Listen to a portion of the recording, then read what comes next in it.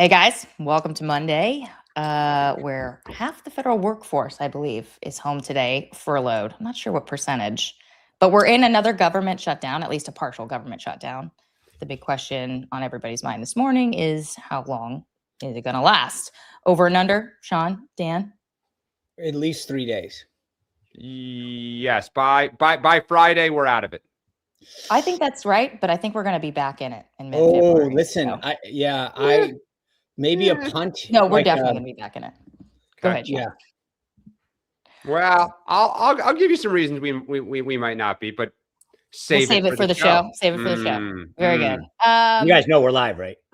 Yeah, that's okay. Good. Okay, all right.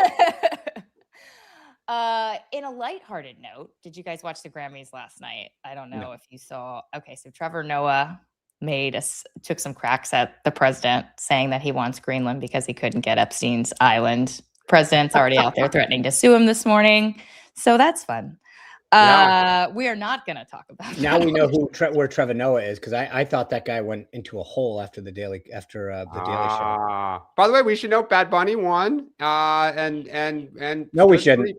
Stood pretty firm. Yeah, no, he. I saw that clip. I will say by the way, I'll just say this now, because I will be making sure I encourage everyone, if you want to watch the Super Bowl, because the New England Patriots are in it, you should tune out watch the puppy thing or whatever during halftime. We need to make the ratings sink, because that guy is a disgrace.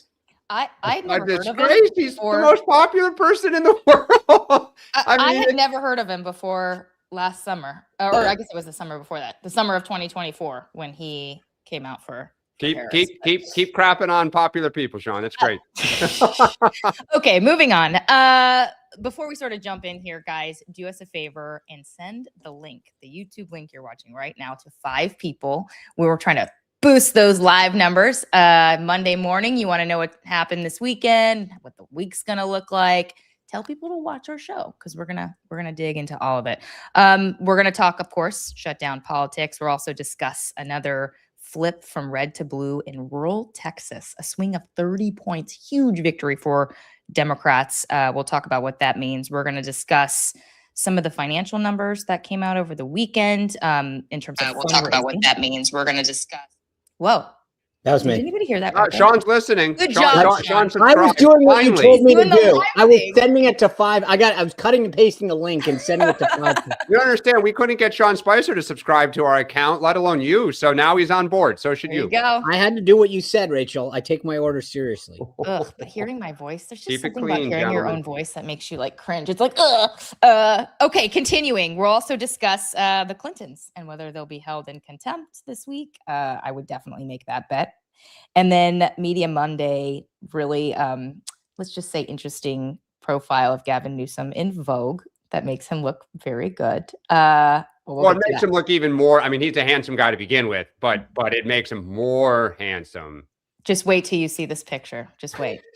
Okay, the daybook real quickly. At 10 a.m., Dan Bongino is going to be restarting his show. Sean, predictions. Does he have a guest today? What's he going to do? I should have asked. I did not. If I were Dan, and I'll tell you, I think I wouldn't book a guest. I think enough people want to know about his experience in government, what he saw, what he didn't see, what the obstacles were, and I would just go solo for the 2 hours that he has to, maybe take some questions. Does he comment on the Epstein files today? Oh, great question. He had, that's a, I would. How long until he takes a shot at Pam Bondi? That's the real question. We know that. Man, listen, I've known him a long time. That's just not, he's not, that's not who he is. Interesting. Okay. We'll see. Maybe subtle, just to be clear. There's direct and indirect attacks. Today in the House, the Speaker is going to be swearing in newly elected Texas Democrat Christian Menefee of Houston. This is going to leave them with a 1-vote margin. It's going to be a problem. Of all the days, right? I mean, seriously, you couldn't put that one. The Arizona person didn't get sworn in for like 6 months.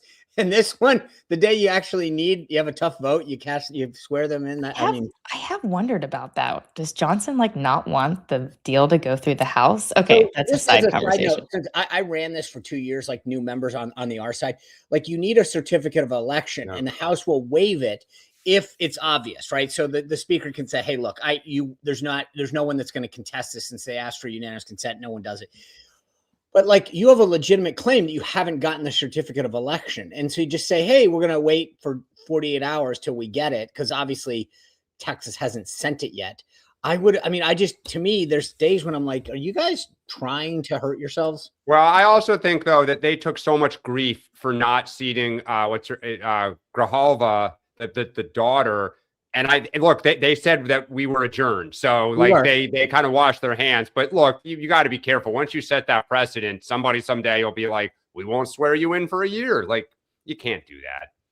Or you don't schedule a special election until September, like Gavin Newsom.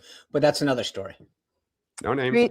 3:30, the president's going to be participating in signing various things. I'm not sure what the things are at the moment, but we'll find out later today. One of the greatest things. Many people are saying many great things. The House is going to be coming back today, as we mentioned, at 4 o'clock. I believe 4 o'clock. House Rules is going to start to convene to talk about this deal to reopen the government.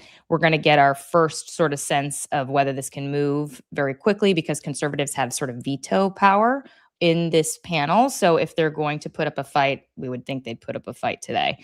And that could be interesting, because if Trump is taking questions live and they vote and it goes and he's asked in real time, like, it will be fascinating, especially if it doesn't go his way or people say some pretty rowdy stuff in that hearing and he is asked to comment. You know, the speaker said this is his plan. If somebody says they voted your plan down and took shots at your plan, he's going to have to lean in at some point on these guys, but we'll get to that conversation here in a few minutes. Okay.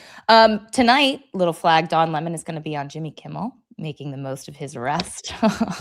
as we predicted he would. Yeah. Sure. Oh, by the way, and not only that, but for all the people who gave me crap last week, the president of the United States said on Air Force One, this is probably making him more popular. Exactly what I said Friday, and everyone crapped all over me. Look, I mean, I'm just, the chat was all, and I'm like, and now when the president says it, everyone's like, oh, God, must be true. Must be true. We have some other things that you said that are true. Just wait. We're going to get to a topic. And obviously, we'll be hearing more about the Epstein files. Huge drop over the weekend. We'll talk, throughout the week about that as well. But first, before we jump in, throwing my pencil around this morning, Nice. Let's do a word about our sponsors. So this weekend, guys, I tried my new Cozy Earth sheets, and I got to tell you, everything you guys said, it's 100% true. I can vouch for it. I knew I loved the bubble cuddle blanket. I knew I loved the candle. This weekend, the sheets were just icing on top, man. I got to tell you, they have like icing on the bottom. Oh, and the top. Well, and the top, maybe like a little sandwich, right? Super soft, have this sort of silky finish, and you absolutely feel like royalty and sleeping in them. So I don't know that I'm going to be going back to linen anytime soon after that. I'm telling you, I gave him a ton of people at Christmas, and huge reviews, very similar to you. Absolutely. We should note that Cozy Earth is having a PJ sale right now before Valentine's Day. If you go to cozyearth.com now through February 8th, you can buy one, get one for that special someone. Also get the bubble cuddle blanket so you can wear your PJs and wrap in your bubble cuddle blanket. Have a little lovey time there. Use our code HUDDLEBOGO, HUDDLEBOGO, for those pajamas, which Dan has and loves. I gotta get a pair of those as well. So, okay, let's talk about Shutdown 2.0. I want to start with Dan here because we talked about this a little bit last week. Will Democrats take yes for an answer? Unlike the last shutdown, Dan, Republicans are not saying they're refusing to negotiate. They very quickly came out and said, okay, you want to renegotiate the Department of Homeland Security bill and you want to come to a deal on ICE. Let's, strip that out of this big funding package, and we'll give ourselves 2 more weeks to negotiate on that. So that was a win for them. But right now you have Hakeem Jeffries in the House saying House Democrats are not going to lift a finger to help them move this. And I want to just start with you and ask, are they overplaying their hand here? Schumer struck a deal. Yep. Yeah, no, they need to be really careful here. I mean, I get why Jeffries is doing this. I think he just wants to watch Mike Johnson sweat and kind of see if the Republicans break apart.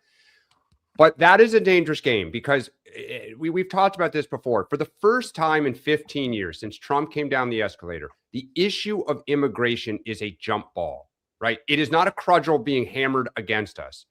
Right now, people are upset with Donald Trump on immigration. They don't love the Democrats. So the issue is, can we be reasonable and say, as he has, about body cameras and warrants? The public is with us. The problem that Jeffries has is there's a part of his caucus, it's probably 30 to 40%, that truly wants to have a fight on defunding or abolishing ICE, which is the suicide caucus. That is not where the country is.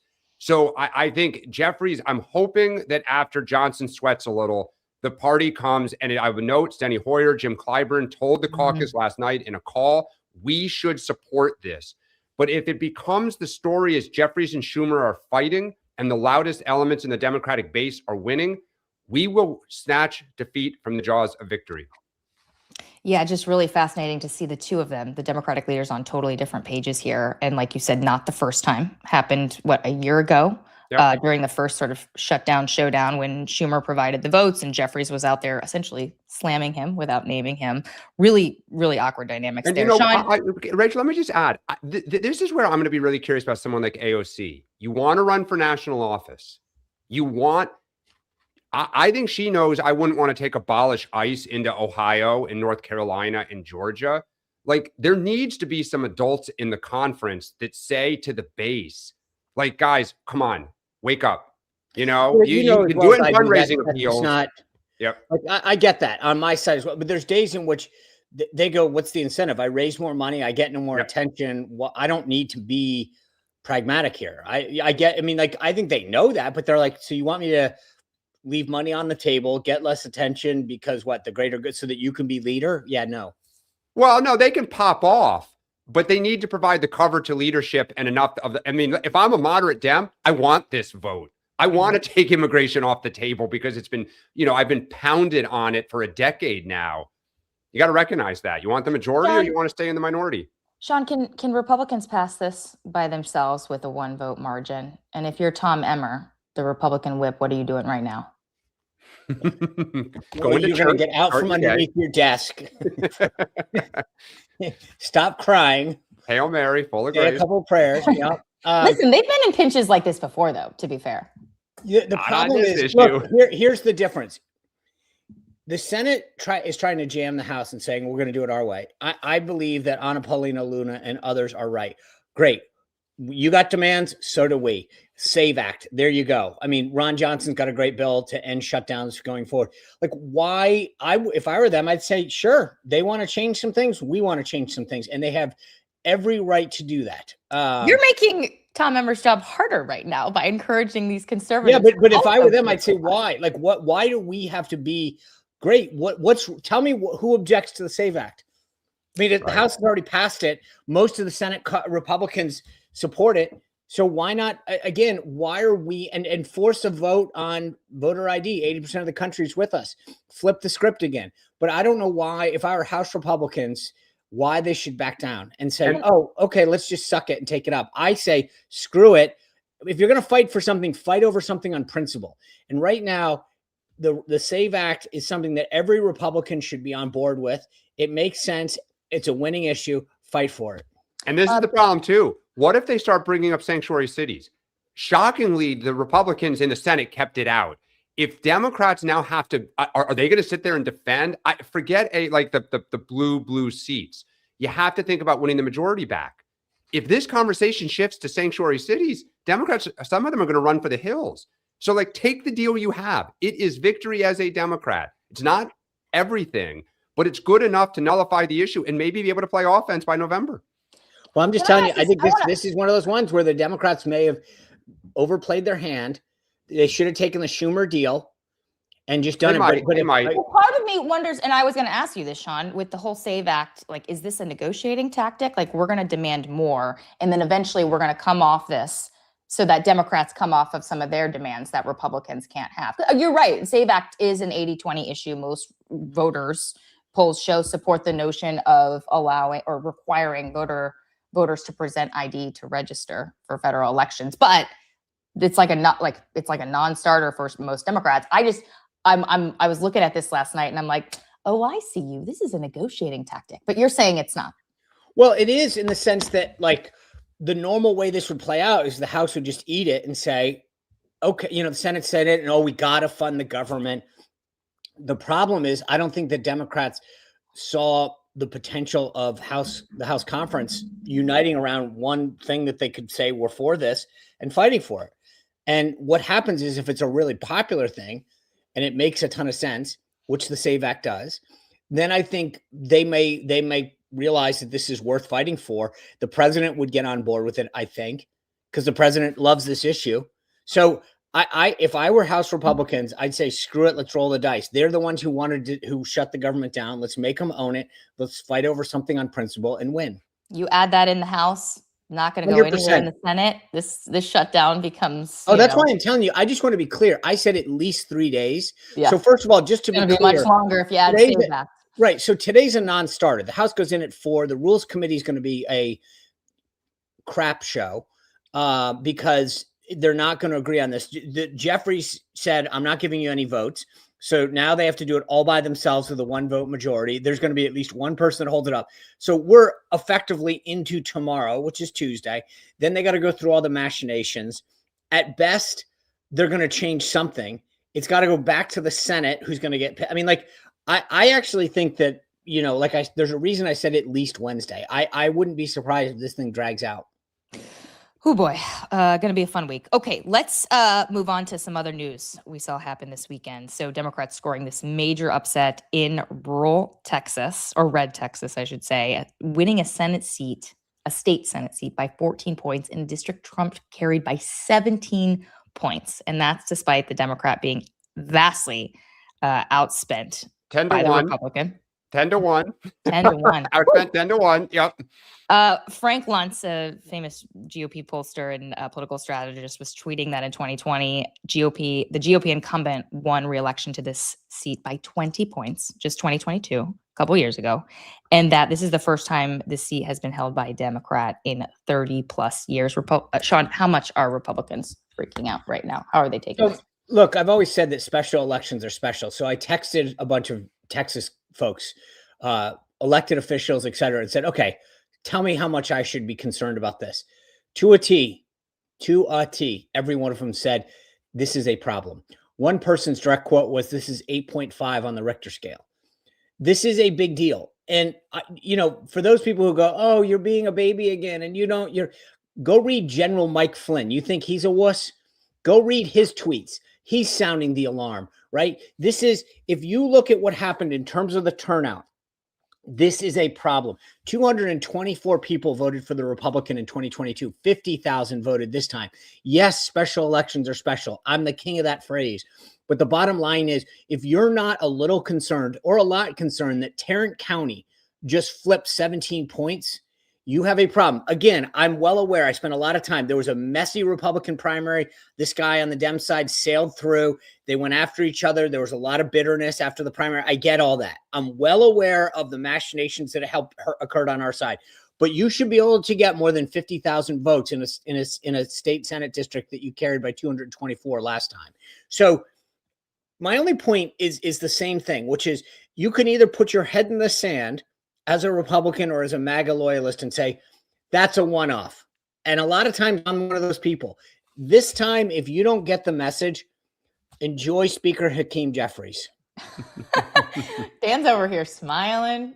Yeah, no, I mean, look, for one, I was going to say what Sean did, which is for people who give him grief. Like he's a realist. And look, back up.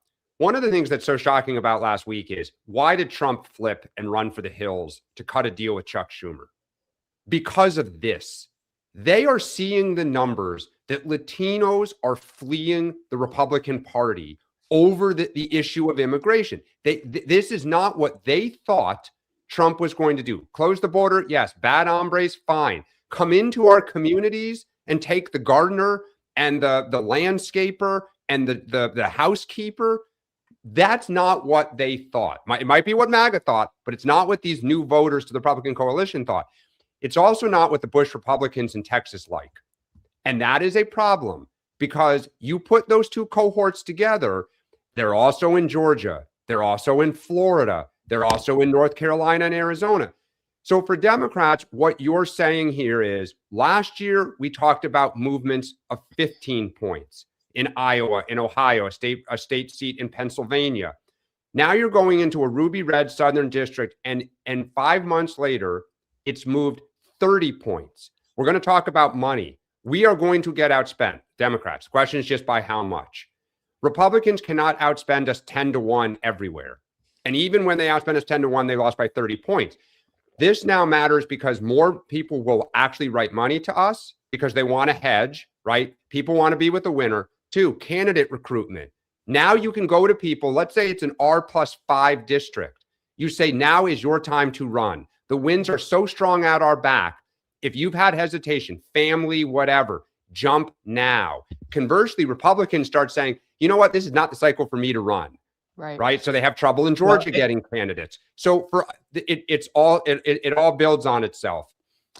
Sean, Dan brought up a point in our text chain this weekend. He asked the question, how long until Republicans start distancing themselves from President Trump?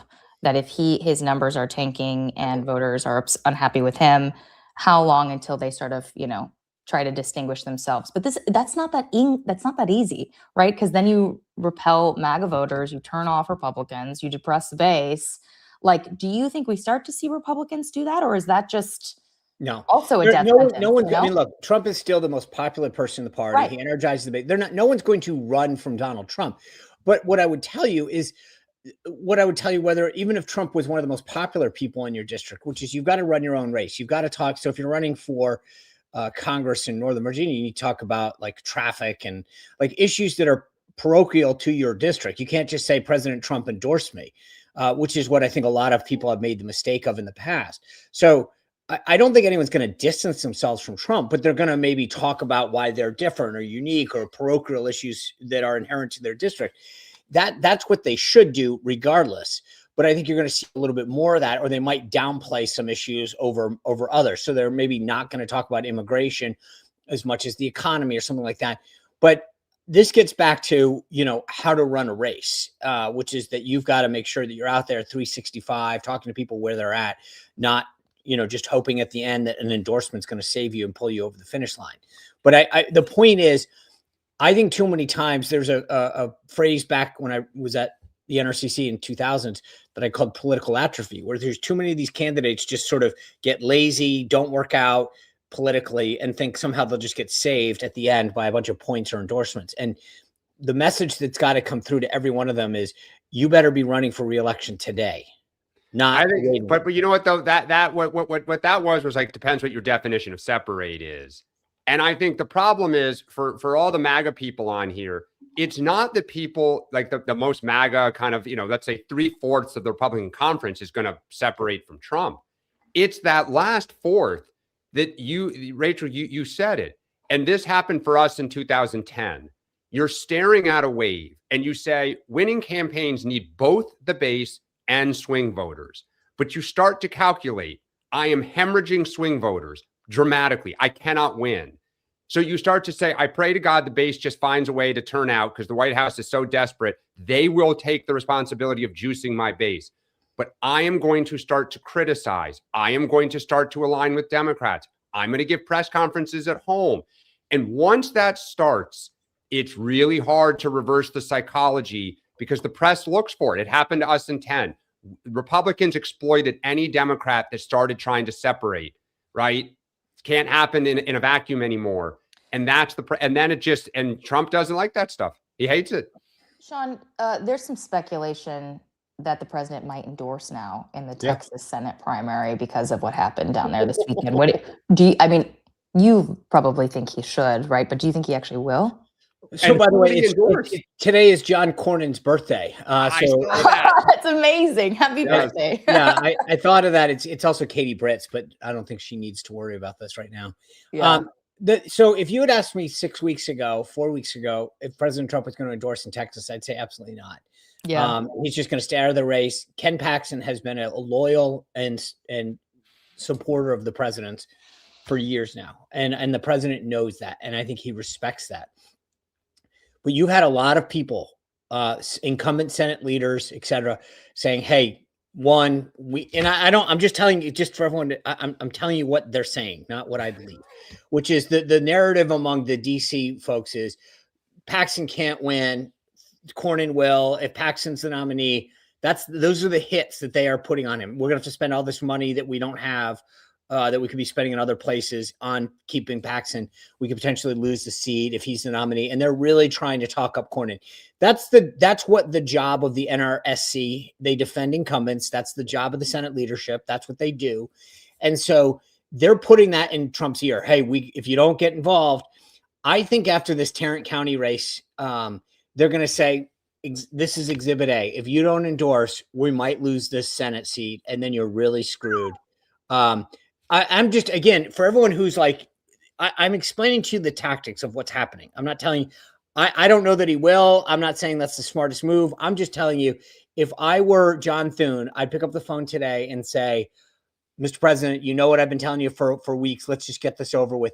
And we'll get into the money in a second, but look at this. Because when we get into the money, look at where the disparity is as well. So you're going to use that as a talking point as well to say, by the way, Ken Paxton's not raising what he needs to raise. He's going to have a hard time getting through the primary, and they'll be walking dead after that. Well, and this is where, and I want to defend Sean here for a second. And as a Democrat, like, I tip my hat. The Trump White House is obsessed with keeping Congress for reasons Sean has said, right? I mean, just number one, Donald Trump personally does not want to have on his record he was impeached again, or even to have people subpoenas crawling up his children and business's backside. Like, just to be really blunt about this. So they are thinking, how can we hold the Senate? One problem is if you have to take $100 million and send it to Texas, the Dallas media market, the Houston media market, the El Paso media market, Texas is a super expensive state. It's not that Democrats are going to pour money into it, but if you have to spend $100 million to hold Texas, that is $100 million that is not going to Maine, North Carolina, Ohio. That's where the snowball starts to just try to hold what you have. And the White House knows it. That's a good segue to money. So we saw a bunch of headlines this weekend from campaign finance reports.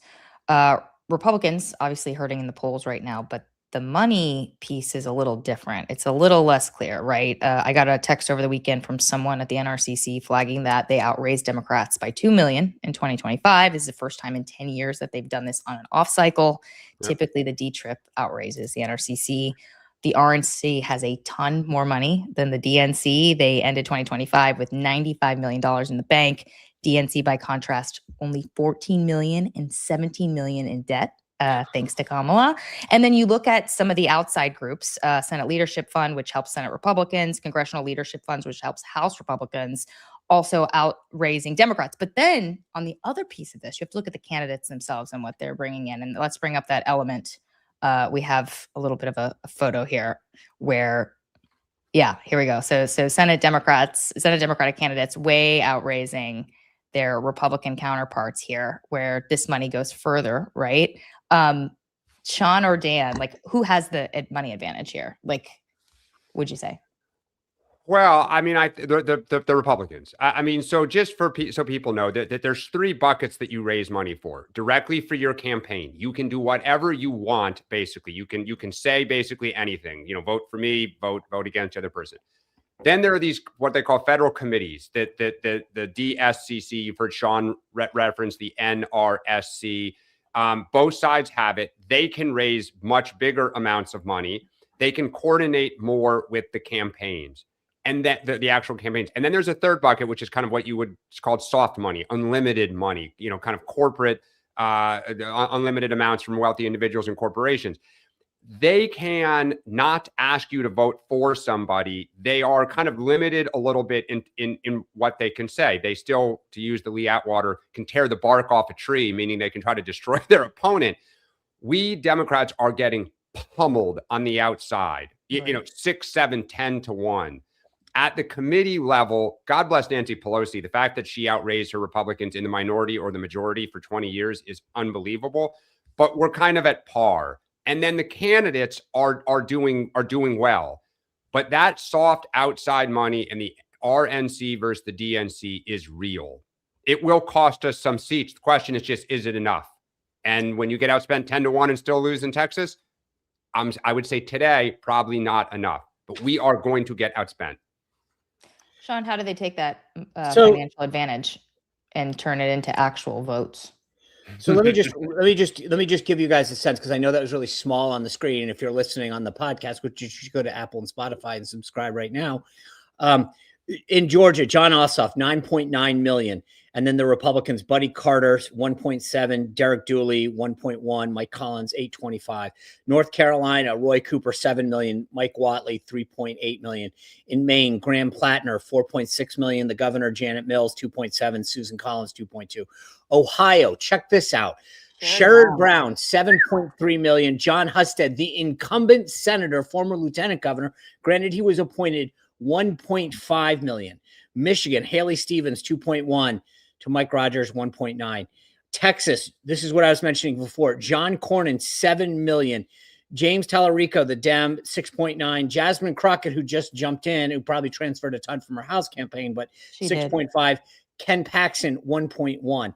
I mean, Iowa is the only place that actually looks decent, with Ashley Hinson at 1.6 million, and then the other Dems who have a primary in the sort of 3 digits. This is not good. Now, here's what I'll tell you. Dan's right. The Republican big picture machine, the Trump super PAC combined, MAGA Inc., et cetera, have over $300 million. The RNC outraised the DNC 10-1. They have $100 million to the DNC's like 11. That's awesome. Like, and that's great money to come in. That's sort of having rich parents. That's the ability for them to come in. And when your startup fails, you call daddy and say, can you come in and help pay the rent, right? The RNC and the big money, they'll come in, they'll do the get out the vote effort. They'll come in with some big picture ads.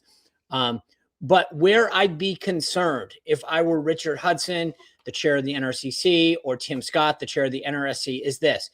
Those numbers in the individual campaigns isn't just the disparity that exists. It's enthusiasm. Yep. Those are the people, not, you've got two levels, right? The big donors who max out to you about $6,000, and then the individual people who give you $5 to $100 to $200 once, or 10 times or whatever. That shows me a concern about enthusiasm on our side, which is, who are those people that are going to get out, knock on your doors? And this goes back, when you look at what happened in Tarrant County and you start to break down the turnout, it's not good. And we've seen this over and over again. And those numbers, money isn't just about money. It's about enthusiasm. And if I were those guys, again, here's the beautiful thing about what I'm saying. We're 10 months out. Yeah. You have time to change. So this is the doctor telling you, hey, you have high blood pressure. Here's what you need to do to get better. Make some changes in diets, exercise more. But here is the prescription to get better. So Republicans need to get their act together and realize we have the prescription. We passed the big, beautiful bill. The border is secure. The MAHA thing is fantastic. I mean, like, there's a lot of great things to be campaigning on. Well, and here's what is that prescription though? Is it like they need to be should they be doing an earlier get out the vote effort? Like, I don't know, like what tangibly beyond talking about these things, Sean, like, well, look, I mentioned this thing last week, just to put a pin in it. Trump accounts. Absolutely popular, especially among, I would imagine families, young people, whatever. We had one event. It was fantastic. And then it was like, poof. Why? The other problem they have is, look at what voters say is most important to them. There's a disconnect between what Trump talks about all day and what voters keep telling you for months is the most important thing to them. So you have to find a way, what is most important and how do I kind of get you up? I will also add, here is one problem for Republicans.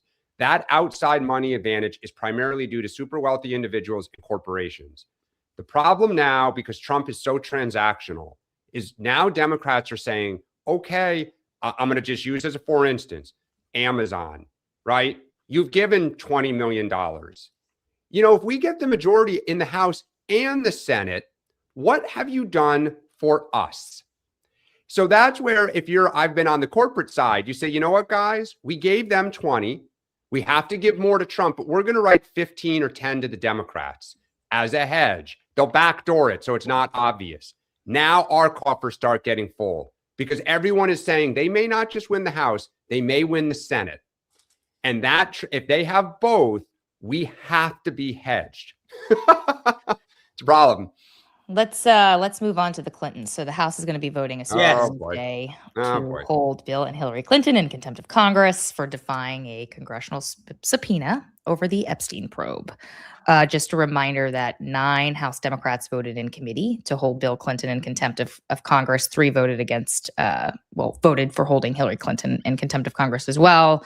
Jeffries, at the time, the leader, whipped against it. Pelosi has scolded members for backing this. And it looks like Jeffries is not expected to whip against this on the floor. Dan, I am curious. Do you think the Clintons don't want to make a deal on this because they're hoping to be seen as martyrs in some way? Because we've been predicting that before this comes to the floor, the Clintons will make a deal with the committee. They'll schedule some sort of hearing or deposition of some sort. That hasn't happened yet. Even though a bunch of Democrats have turned against them and voted for this. I know the Clintons are being counseled to cut a deal. Right. And I think they've had to go through the 7 stages of grief, which is they were livid and on the warpath for the last 2 weeks about what has happened. How did this happen? Who are the people? What levers can we pull to stop this? And I think it pains me to say this, they've realized they can't. And so the fact that Hakeem Jeffries has now put word out, we are not going to whip against this on the floor, which is, in other words, we're going to lose. We're going to lose huge. And it's better for me personally to not be embarrassed that I leaned in so hard against something that so overwhelmingly passes.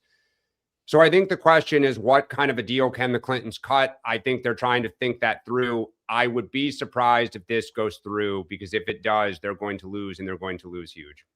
Let's underscore, this would be a bipartisan vote asking the DOJ to come after the Clintons for ignoring a congressional subpoena. Correct. Wow.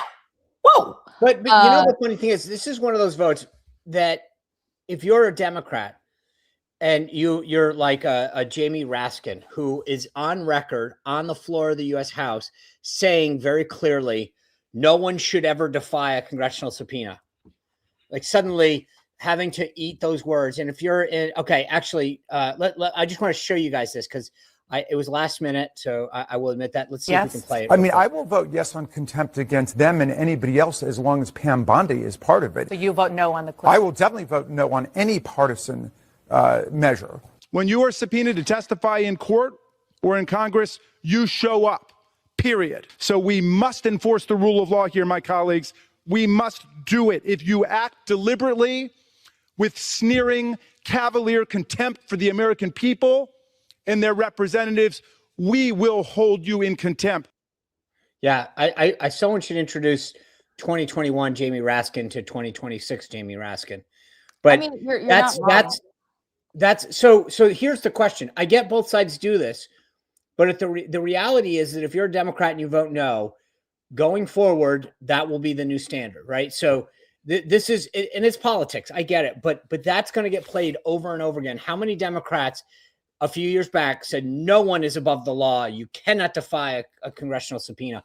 So that's why I think Hakeem is basically realizing I'm going to lose this vote. Dan's right, but also like I got to be careful what I put our caucus in the middle of going forward.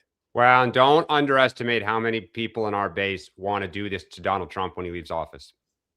Yeah, right. Well, that's the point. So they're like, we're going to go on the record.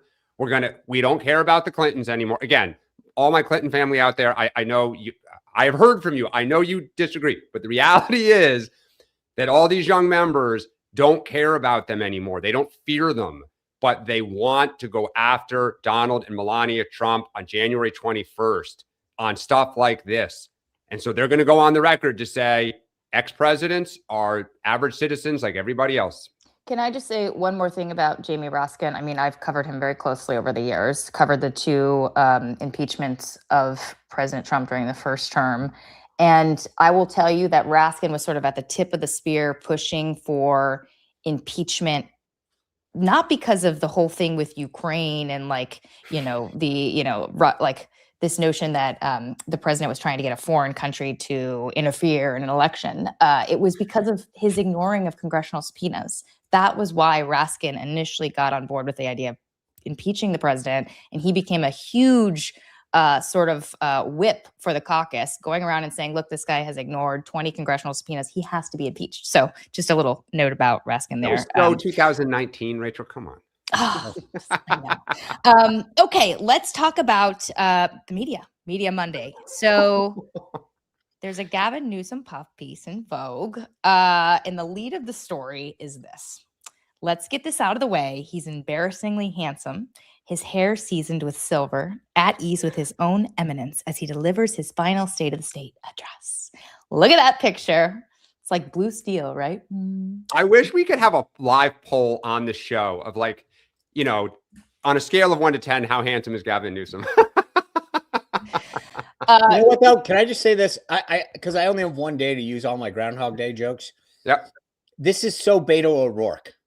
Oh, what a poll. Connection, yeah. Yeah, What right. a I mean, like poll. it was, let's do the big, splashy, beautiful, whatever. How'd that work out for you? So when these guys do this, remember, they are participating. Yeah, This isn't some, that photo wasn't like paparazzi. So this is very Beto O'Rourke. You go out there, you want to sell yourself as the beautiful guy. I just don't think that there's a great track record of that working out too well. Yeah. I don't know. Look, I mean, I will say, like, it is it is very comical that Newsom is getting this profile when, as a lot of people would say, JD Vance and Donald Trump, would never, ever get something like this. But look, that said, do not underestimate, and Trump knows this about the power of imagery, the power of being good looking. But here's the thing. As a Democrat who wants to run, you are trying to break through beyond just the political headlines to kind of pop culture, right? We talked about going on podcasts and all this stuff. The average person who reads this and says, boy, look, good looking guy, good looking family, like, okay, now I know who he is, right? And my first image of him, literally and figuratively, is positive. That is the power of puff pieces, which is why Trump and others always want them, because he knows that they work. But I will say, like, it's so over the top that in the long run, you probably take this, even though you're going to get mocked a little bit. I think anyone would die for something like this if they could. Oh my God. Just remember who reads Vogue. This isn't like women matter, women vote. No. Believe me, I'm not just, but I'm like, this is a bunch of you're not reading Vogue if you are working like some, hairstyle. Like this is meant for high, elite women. This is not exactly your demographic if you're trying to get. But if you want to I start, don't know, John. I don't think it's just like elite wealthy women who read Vogue. I think a lot of women read Vogue. They're in the salon and it's like sitting on the table and But I'll take advice from Rachel Vershawn on what women read. Just saying. Really? Okay. In other media news, Whitmer has started a Substack. Yeah. And we flagged this. Just another politician moving over there. We're all there too. So good time. Can I just say though, Whitmer go ahead. Yeah, it's so fascinating because she is like an enigma. She has all this potential. People whisper about her, and then yet, if you look at how have candidates used the last 14 months to get ready to run, right? We've talked about Newsom, we've talked about Shapiro, we've talked about Rahm Emanuel. We can laugh about whether Andy Bashir is too dull or does Ro Khanna really have a chance. But all those people are doing things, right? They may work, they may not.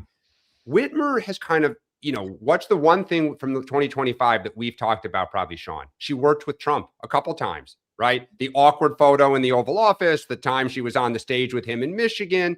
And now she's like, hey, everyone, I started a Substack. I'm going to start sharing my thoughts. It's like, okay. But every time people say she's not going to run, her people reach out to say, no, she hasn't made her decision. It's really curious how she's using this off period if she's getting ready. So there's two things that are fascinating. One, we've said this before with respect to Gavin, but the too many times you're running the race that you thought you should have run, whatever. And you mentioned her meeting with Trump and working, like that may be a liability. Like for a while, it was like, hey, look, I can work with a guy, and I can, like, at some point, running for president in the Democratic primary and saying I had a relationship with the guy may be a liability, not a help. That's why she put the folder in front of her face. Yeah, well, but number two, this is where politicians make a mistake. There's tactics versus strategy. So too often they're like, hey, let's get on Substack. Okay, that's a tactic. Why? How is that part of a greater thing? To Dan's point, if your goal is to get to know you, that should be one piece of a greater strategy. We're going to put out a Substack. We're going to do several, podcast interviews over the next 6 months. We're going to do this. We've got a profile set up here. But too many times they get wrapped around the axle on a shiny nickel, which is, let's go do X. We're going to do this one interview. We're going to do a Vogue profile. Those are one-offs. Those are one-off tactics. They are not part of an overall holistic strategy to achieve a goal. And that's what I think too many politicians miss. Well, and that's where I think, but that's the interesting point, which is I believe her strategy, her lane is going to be, I worked with Trump. I am pragmatic. I'm a woman from Michigan. It's a swing state. Like Gavin Newsom is loud and proud. Josh Shapiro's trying to own the kind of like, I get blank done. And she's going to kind of try to come in on this kind of quiet middle. But it's so quiet. It's so back there. And as you say, Sean, it's these awkward tactics that you're kind of like, but what's your strategy to get in the mix? Because I feel like the trains are all leaving the station and you're way back there. Like, look at me, look at me. But that gets back to the point, is that Don't get it. This is where she gets wrapped around the tactic, not the strategy. Yeah, agreed. Her staff should be saying, Governor, if you want to be seen as a top tier candidate, here are the 18 things that we can do to achieve that. If that's the goal, that's the end point, right? As opposed to, it's like every couple of days, it's like, let's throw some chum in the water and see what happens. Let's launch a Substack. Why? What are we doing with it? What's the goal? As opposed to, that's one piece of a larger strategy that will get us to where we want to go. Great point. Let's take some questions. Okay, we're here. JD asks, the attempted Chinese military coup against Xi Ping, which led to the ousting of at least 2 generals. I also highly recommend following this person. He's recommending 2 people. The former shows how central bank digital currency and a social credit score have affected China, while the latter have broken the news on COVID in the Guanghu region back in October 2019, for those of you who are following the account. Okay, that's a very complex question. No, it's a great question, because with all the noise here, this has kind of been downplayed. But for those who aren't aware, the top like 4 or 5 Chinese generals were moved out, and the public reasoning is that they are the most senior general, like their version of the Joint Chief of Staffs, like the #1 guy who was friends with the president, is alleged to have given nuclear secrets to the United States. There are rumors, including from people who, like the guy is saying, are very credible sources in China, that there may have been a coup building against Xi Jinping. It's fascinating. It's a black box, China. It's so hard to understand what is really happening. But anytime you move this many people out very suddenly, you do ask, whoa, like what happened and what is happening going forward? It's an underreported story. It's the second biggest power in the world. And by the way, they want to take Taiwan. I love your phrase. They've been moved out. Like they are no longer with us. Yeah. We will probably never hear from any of them again, by the way. But the reason I do love this question, and it kind of dovetails on what Dan was saying, is there is this assumption about China and how they operate by so many of the quote unquote experts in the United States who are perennially wrong. And I think, understanding and reading these various accounts is super smart, because there are very few people. I mean, Marco Rubio made this point about Venezuela, which was all the experts who had talked about, what we should be doing were people who had Middle East expertise. We're talking about South America, very different culture, very different situation strategically, geopolitically, et cetera. And I think when it comes to China, again, this idea, like I always used to watch John Kerry preach about how we need to go to the Chinese and explain to them the importance of global climate change. And I'm like, yeah, that's what they really need you to do that. They're going to be so enlightened once you fly over there. Speaking of great hair. Yeah. But I think that the more that we can understand what's really happening there, both in terms of their economy, their military, because as Dan said, I mean, they don't want to just take Taiwan. They're very clear in their strategy. They want global domination. And so I just urge every American, the more that we can read and understand what's going on there and understand the true threat that they pose to us, the better. Let's take another. Okay. Seems like the British punish those with associations with Epstein more than we do here. Oh, great question. Ooh. Speaking of like stuff getting, kind of swept under the rug with just the news of the world these days, the fact that what's her name, Giselle Maxwell is alleging that I think it's 22, 23 significant friends of Epstein's cut secret plea deals that are under wraps, certainly does raise a lot of eyebrows and make people, ask, is this really true? And who is it? But man, the story of Prince Andrew's involvement is crazy. And look, the British tabloids are legendary. It is hard to stop a feeding frenzy over there. We don't quite have the same culture. Great question. I feel like we're all just I feel like a lot of people in the public are just kind of like, yes, they're following it, but like there's not a feeding frenzy here because there's just sort of a numbing to scandal. I don't know. Maybe I'm wrong about that. Not to say that people aren't following the Epstein stuff, but like you don't hear the press pressing the president on it every single day, or like, it's. Well, I think that there's two aspects to this. One is who's coming out. I mean, you look at, Stacey Plaskett, the delegate from the Virgin Islands that was getting tipped off on questions to ask Michael Cohen. You find out now through these things, well, gosh, look at this. She had a very good, she was trying to go to the island. She had a relationship with them. I think part of it is they're running cover for a lot of these individuals. Number two, when you dump that much information, 3 million pieces of information, it's overwhelming. Think about all of the stuff that has come out, the photos, the names of people. I mean, Bill Gates alone should have been a massive story. The idea that like some of the things that have been alleged about him, both medically, I'll leave it at that he needed to address. Like there are some, but again, why I do kind of go, Bill Gates, who everybody paints in the left as this amazing philanthropic guy that cares about this.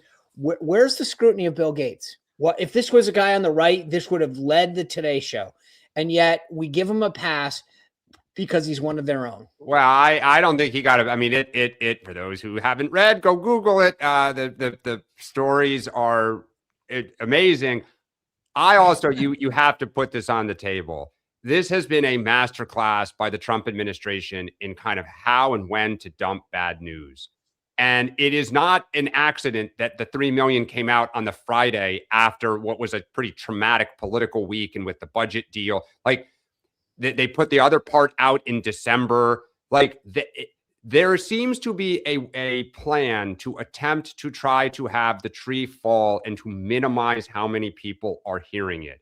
And you flood the zone, you do it, time to these periods where there's lots of other news. And you hope, as Sean said, that like, why isn't the Bill Gates stuff being, on the front page of CNBC this morning?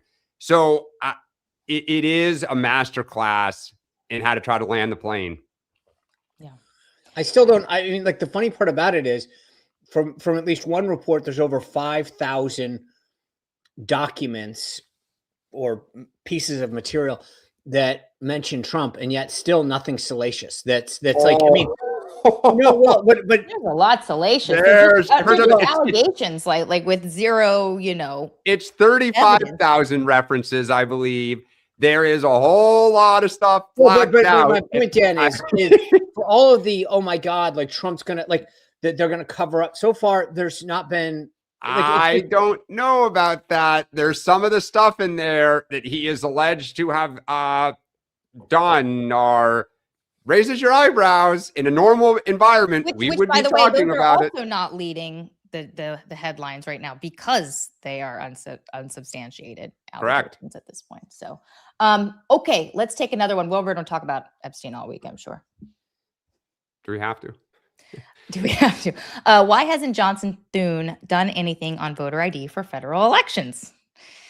I'll tell you, I believe this is because John Thune and the United States Senate, the GOP, does not want to establish the federal government getting into elections. That is my belief. It is, I think, is the old Mitch McConnell wing of the party that says this is a state's issue. We do not want to set the precedent of federalizing elections. Can I just say, like, I have a Dem in my family, hardcore Dem, who supports this issue. Of course. Voter ID. I mean, that's how pervasive the support is for this. But it might be 90-10. Yeah. Well, I think Dan's got, I mean, there's these institutionalists. I don't want elections federalized.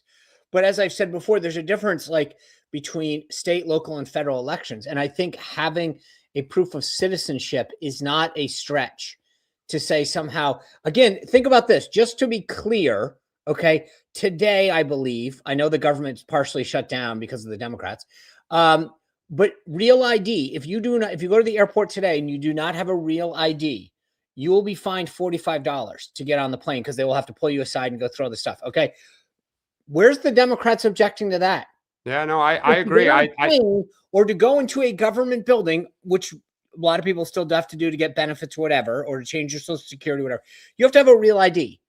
So you have to get, when they get on a plane, not one Democrat. The only thing they care about is voting. Why? They don't seem to care about any other benefit, applying for Medicare, Medicaid, veterans benefits, low income benefits, getting on a plane. But yet when it comes to voting, Democrats are like, no. We shouldn't have to worry about your ID at that point. Your citizenship, don't worry about it. It's the one interesting thing they suddenly don't care about. I mean, look, it's states run their elections. You know what I think will be the next thing when Democrats get control? It will become a national holiday. Oh, sure. But here's the thing. Everyone will have off to vote. Because who is against giving people the day off to go vote? Hey, look. Your party's going to fight that like the plague. No, but I'll tell you what, Dan. I'll trade you this. Yep. First of all, Democrats are already trying to institute mail-in balloting everywhere they go. So they are. John, who's against voting, my man? Okay. Who is so I'll trade you this. I'll agree 100% to make Election Day a day off in return for getting rid of all of this ridiculous mail-in voting that we have. I'll trade you today. Sean, you know what? Democrats would not take that deal, right? Well, here's the great thing. I know, right? No, here's the great thing. You guys use mail-in voting to perfection for years. Go back to Florida. You don't win Florida in 2000 if all those overseas military ballots and Floridians living overseas don't come in. By the way, they had not come in by the election. They trickled in over the following week. And Karl Rove would talk about their ability to harvest votes by mail as a huge advantage. So, I mean, this goes to, that's just politics looking forward. This is why there are Republicans who say, I'm really uncomfortable with nationalizing the election. Once you start setting this precedent, the federal government can overrule states. Look out. There's a big difference between a state election for a governor and a federal election in which you're electing federal officers. That's fine. But Sean, I mean, that's just the whole point. Once you set that precedent, it's the box is open. All right, let's take one more question. Okay. What do you think of the box office success of Melania's movie over the weekend? I haven't seen the numbers. Have either? They're good. 7 million. Yeah, I think it's the third best. What do they call it? Documentary, opening. No. Number one in 10 years, third box office this weekend overall. Yeah. Look, great for Melania. It's fascinating. So based on what, 40 for the rights, 35 to promote, and let's say 3 to 4 to make it. It wasn't they weren't, it wasn't elaborate sets. They're 1/10 of the way through breaking even. But clearly these types of movies don't typically do well, It is a for-profit company that, as a rule, does not greenlight films to lose 80% of their money. I mean, just as a rule. But Just remember, overall. just to be clear, the expectation was 3.5 to 4 million. It Yep, doubled did that. well. And the Amazon individuals who are responsible for whatever believe that they will be profitable by the end of foreign films. Amazon, there's a 3-part series that goes on Prime. I mean, so you've already the left already lost the first part of this weekend when the box office doubled. So we'll see. All right, guys, we got to leave it there. Sean, flagging anything for tonight? Dr. Ben Carson. We got a lot to talk about. He is special advisor over at the U.S. Department of Agriculture, talking about a lot of integration between MAHA. And remember, USDA does school lunches, all this kind of stuff. But then we'll all talk about, he's done a lot of work getting ready for the America 250 and work with children to be more patriotic. So we got a lot to discuss with him. Awesome. We're going to leave it there. We'll be back tomorrow, 8:30. Thanks for joining. Happy Monday, everyone.